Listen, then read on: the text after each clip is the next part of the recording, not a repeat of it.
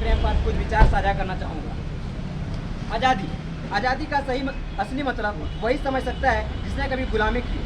हम सौभाग्यशाली हैं कि हमने स्वतंत्र भारत में जन्म लिया। तो आज़ादी का लौ 1857 में ही जल चुकी, जो वैसाल बनकर 1947 में हमारे देश को आज़ाद कराया।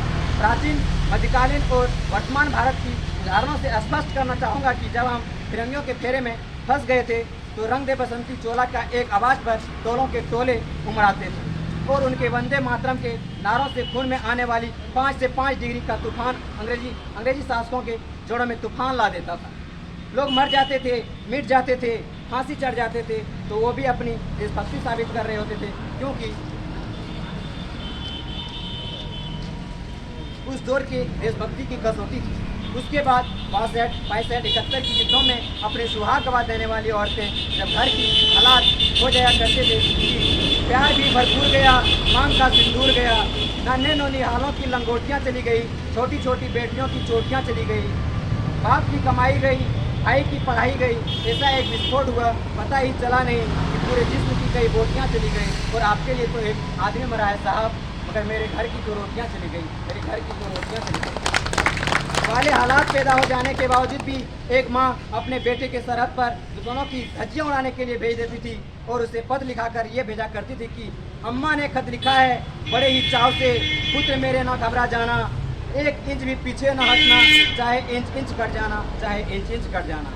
इस तरह पूरा परिवार अपने देशभक्ति साबित कर रहा होता था। तब देश बलिदान मांगता था, तब देश लड़ जाने को कहता था, तब देश मर जाने को, मिट जाने को, फांसी चढ़ जाने को कहता था।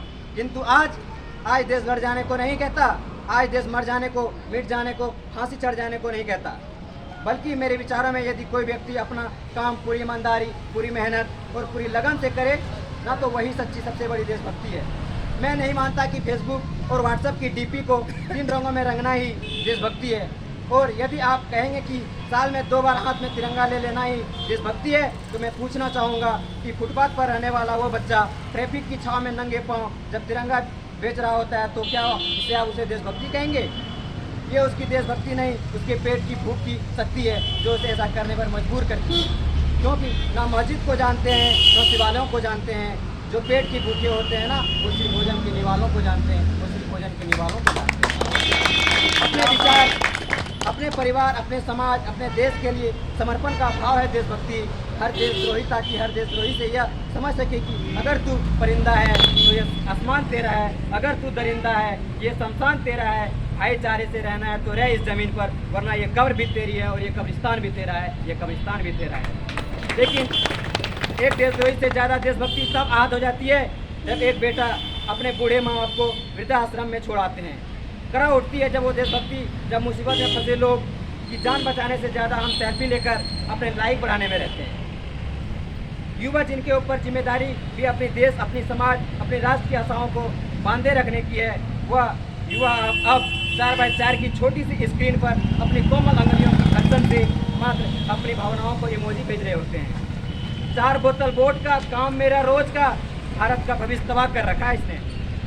हम ना ऐसे समाज में जीते हैं जहाँ लड़कियों से बात करता देख जो भाई हड़काते हैं, वही भाई अपनी गर्लफ्रेंड का कहानी घर में हंस-हंस सुनाते हैं, अपनी हंस-हंस के सुनाते हैं। हम ना एक ऐसे समाज में जीते हैं जहाँ पत्थर की मूरत को लगते हैं 56 भोग और भूखे नंगे तड़पते सो जाते हैं लोग, भूखे नंगे तड़पते सो जाते हैं लोग। मजदूर को मजदूर समझिए, मजबूर नहीं। मजदूर को मजदूर समझिए, मजबूर नहीं। गरीब को काम दीजिए, दान नहीं। अगर दान देने की इच्छुक हैं तो जीते जी रक्तदान दीजिए और मरने के बाद अंग दान देकर मरते हुए को जीवन दान दीजिए। यही सच्ची देशभक्ति है, यही सच्चा देश प्रेम। ना ये सरकार मेरी है, ना ये सरकार मेरी है, ना रब मेरा है, अगर ना ही ये बड़ा सा नाम मेरा है और ना ही ये बड़ा सा नाम मेरा है। बस इतनी सी बात का गुरूर है मुझे कि मैं भारत का हूँ और ये भारत मेरा है और ये भारत मेरा है।